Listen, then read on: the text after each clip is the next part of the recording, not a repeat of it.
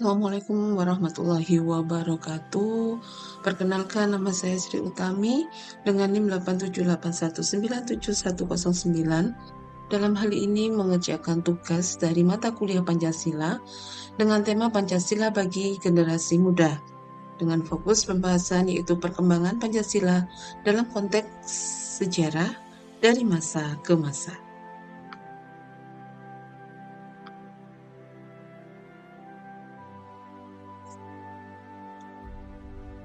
Mengawali pembahasan ini yaitu Pancasila lahir 1 Juni 1945 sebagai dasar negara, mengalami dinamika penerapan dari kemerdekaan hingga reformasi, dan ini untuk penting dipahami serta diamalkan dalam kehidupan berbangsa dan bernegara.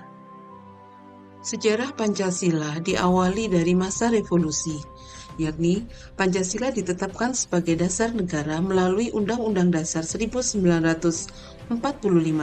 Namun, penerapannya terhambat karena Indonesia masih berjuang mempertahankan kemerdekaan hingga akhirnya Belanda mengakui kedaulatan lewat Konferensi Meja Bundar tahun 1949.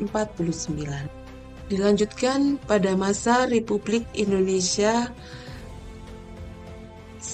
Serikat ya.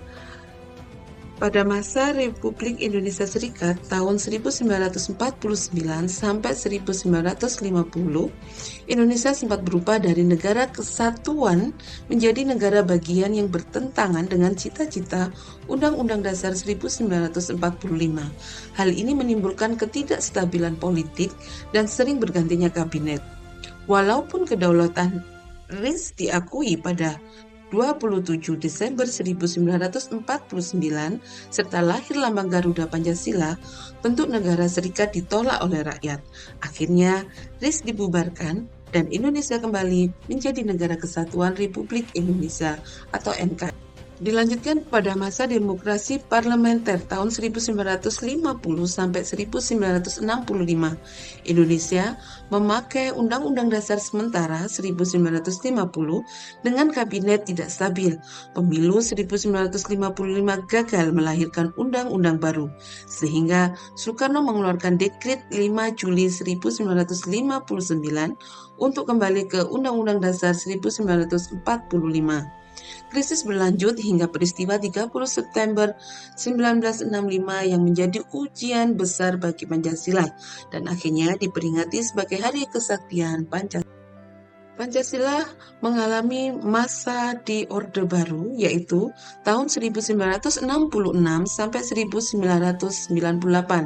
Pada masa Orde Baru, Pancasila dijadikan asas tunggal melalui P4 dan penataran BP7, namun disalahgunakan sebagai alat politik.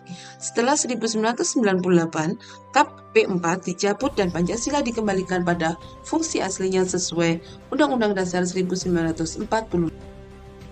Yang terakhir, Pancasila mengalami dari masa reformasi sampai sekarang. Jadi pada masa reformasi pasca 1998, Pancasila kembali dijalankan sesuai semangat aslinya melalui sosialisasi 4 pilar kebangsaan tahun 2009, pembentukan BPIP tahun 2018, serta penetapan hari lahir Pancasila setiap 1 Juni sebagai upaya menanamkan dan melestarikan nilai-nilainya dalam kehidupan berbangsa dan untuk refleksi dari sejarah Pancasila, generasi muda dapat belajar bahwa Pancasila adalah hasil perjuangan pendiri bangsa yang mencerminkan persatuan dan cita-cita Indonesia, di mana Pancasila tetap relevan untuk menjaga persatuan, menghormati perbedaan, dan menjaga sikap moral dalam kehidupan berbangsa dan bernegara. Demikian, terima kasih.